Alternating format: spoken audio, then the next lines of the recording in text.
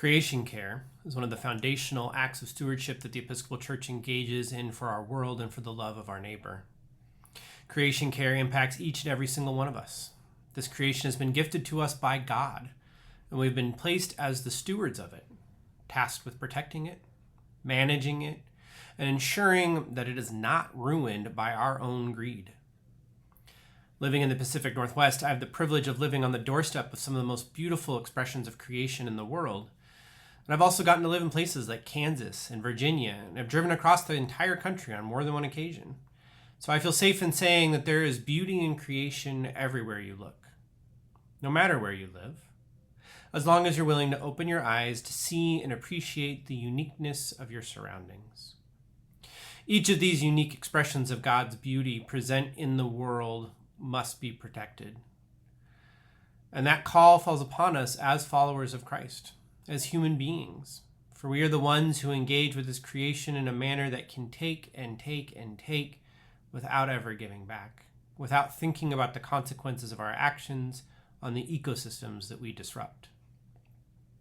The machines of industry and production, development, and frontier colonization ran unchecked for so long that it is a challenge to stand up against them now, seeing the damage that has been wrought, and knowing that many in our society see that damage as necessary to continue increasing their profits, regardless of the harm and damage it has on not just the natural landscape, but on us, human beings, who must live with the consequences of our actions in stripping this creation of all of its goodness.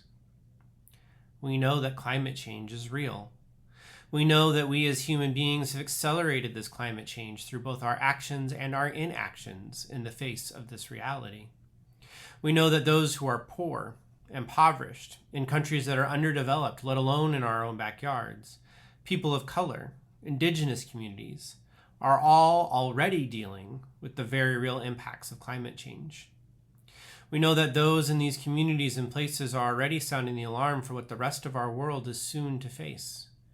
We must lift these voices and begin the work of mitigating the impact with their leadership and guidance, serving as a waypoint in our journey of restoring the goodness of creation, honoring this gift we have received, living into our call as Christians to care for all of God's creation.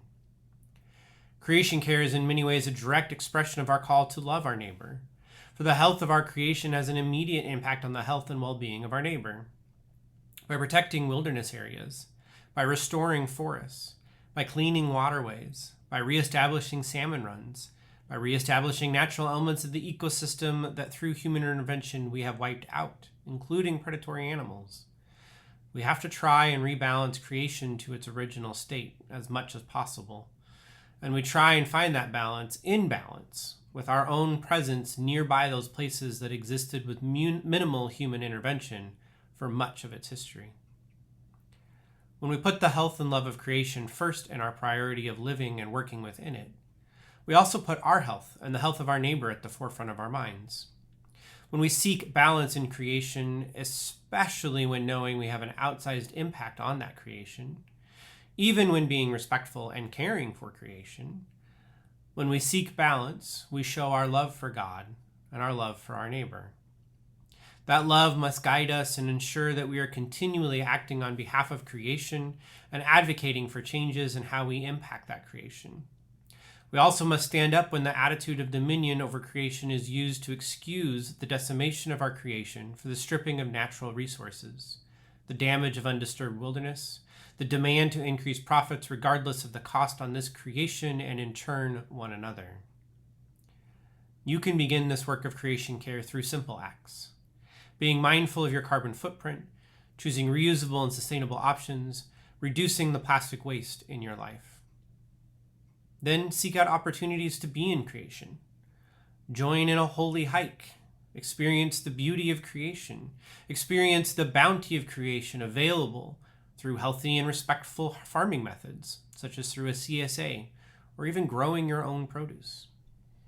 By educating yourself and listening to the voices of those with deep knowledge on how human beings can coexist with creation in a respectful and mutually beneficial manner, you too can live that way.